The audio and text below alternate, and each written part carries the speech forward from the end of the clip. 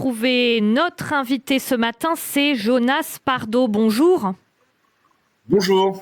Vous êtes formateur à la lutte contre l'antisémitisme. Ça signifie concrètement que vous allez auprès de qui vous sollicite dans les partis et les mouvements de gauche pour fournir les clés qui permettent de contrer la haine du juif et de l'identifier aussi. C'est demain le 8e anniversaire des attentats contre l'Hyper Cacher. En ce 9 janvier 2015, ce jour-là, ça a été une sorte de déclencheur pour vous. Expliquez-nous pourquoi, Jonas.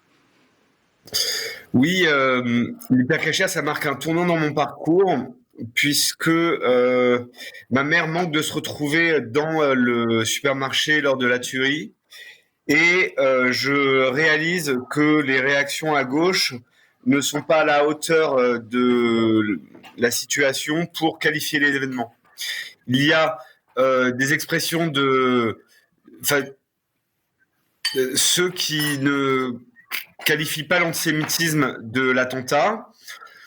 Il y a ceux qui ont des formules de compassion vis-à-vis du tueur, voire des propos complotistes, une supposée, une possible responsabilité de l'État d'Israël dans l'affaire. Bon, bref, c'est la catastrophe.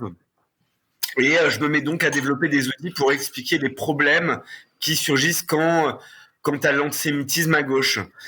C'est ça qui va donner naissance à cette formation que je donne effectivement,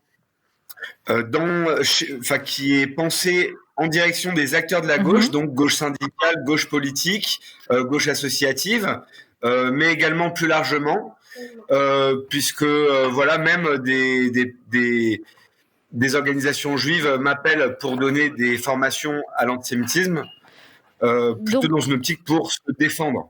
Alors, justement, votre famille politique, la gauche, c'est ça, au départ. Qu'est-ce qui vous semble aujourd'hui, à ce niveau-là, le plus difficile à faire passer dans vos formations concernant la lutte contre l'antisémitisme ? Quels sont les items qui reviennent le plus souvent et qui, d'après vous, font barrage à cette lutte contre l'antisémitisme à gauche ? Bon, moi je dirais qu'à gauche, il y a quelque chose qui est important, c'est que l'antisémitisme n'est pas structurel. Ça ne fait pas partie du programme politique de la gauche de détester les juifs, comme c'est le cas à l'extrême droite, par exemple. Dans les formations, on est là pour déconstruire un ensemble de réflexions ou de présupposés, de choses qui ne sont pas réfléchies.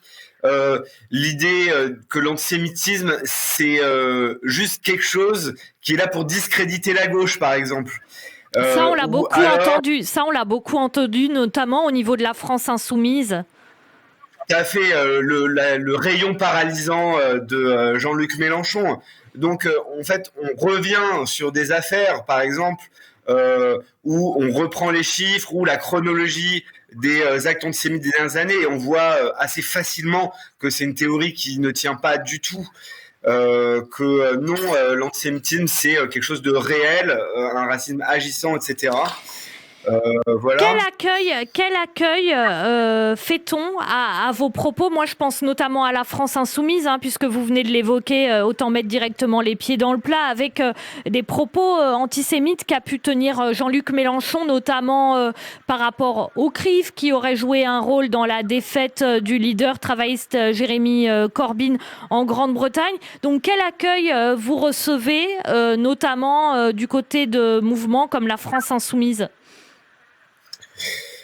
Disons, les gens qui viennent à la formation, c'est des gens qui ont envie de bosser sur la question.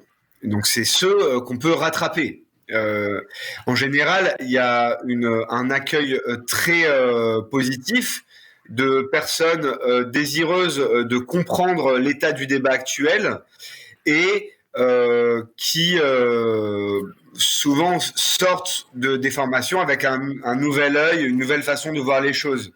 Quant à la France insoumise, Justement, j'allais y venir. Vous parlez de ce qui est rattrapable, des gens qui viennent à vos formations, qui ont donc envie, qui font une démarche positive par rapport à ça.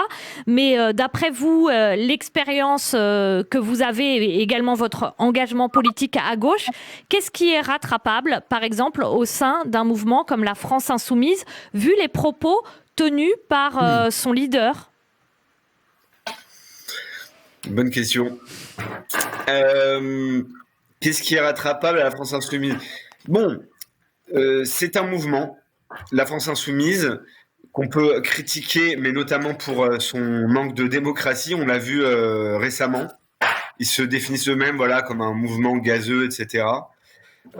Et à l'intérieur de ce mouvement, ils veulent gagner, ils soutiennent leur leader, ça c'est sûr.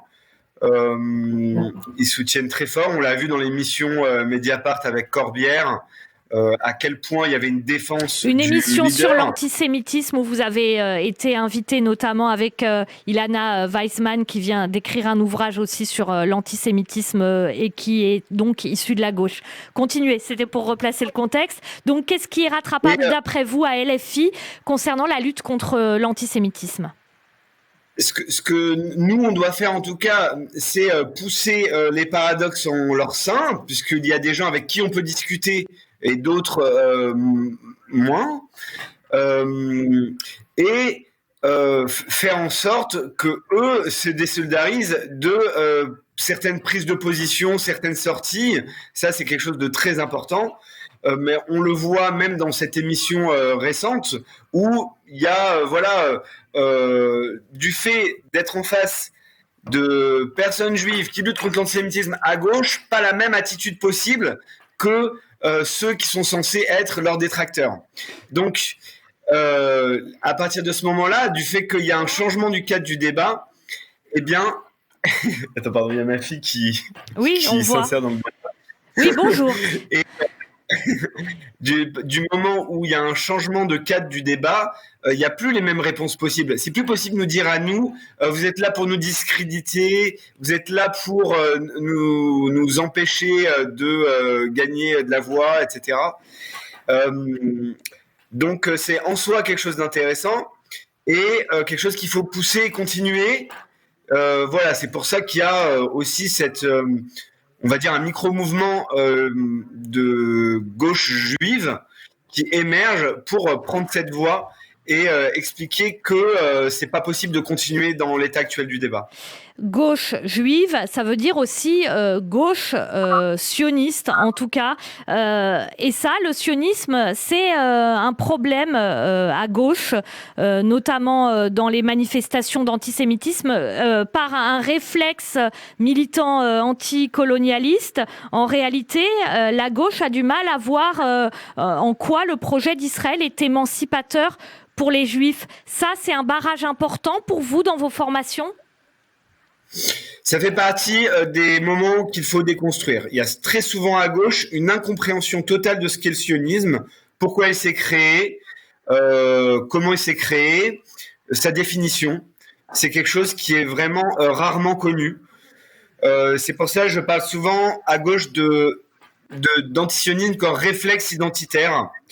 C'est-à-dire les gens, voilà, on va croiser beaucoup de gens se disant je suis antisioniste, mais quand on leur demande mais qu'est-ce que tu veux dire par là, puisque c'est un mot qui peut avoir des définitions très différentes, en général on tombe sur des gens qui répondent je ne sais pas. En fait je ne sais pas, c'est vrai, qu'est-ce que ça veut dire ?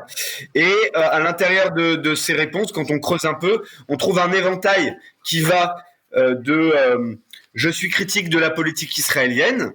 Dans ce cas-là, je leur dis oui, moi aussi. C'est pourquoi ne pas dire je suis critique ou je ne soutiens pas le gouvernement israélien actuel, ce qui n'est pas un problème du tout. Et ce qui n'est pas antisioniste par essence. C'est ce qui n'est pas antisioniste ni antisémite, voilà. Et par contre, évidemment, on a un problème avec ceux qui vont nous dire je suis contre l'existence même d'Israël. Là, évidemment, on a un souci.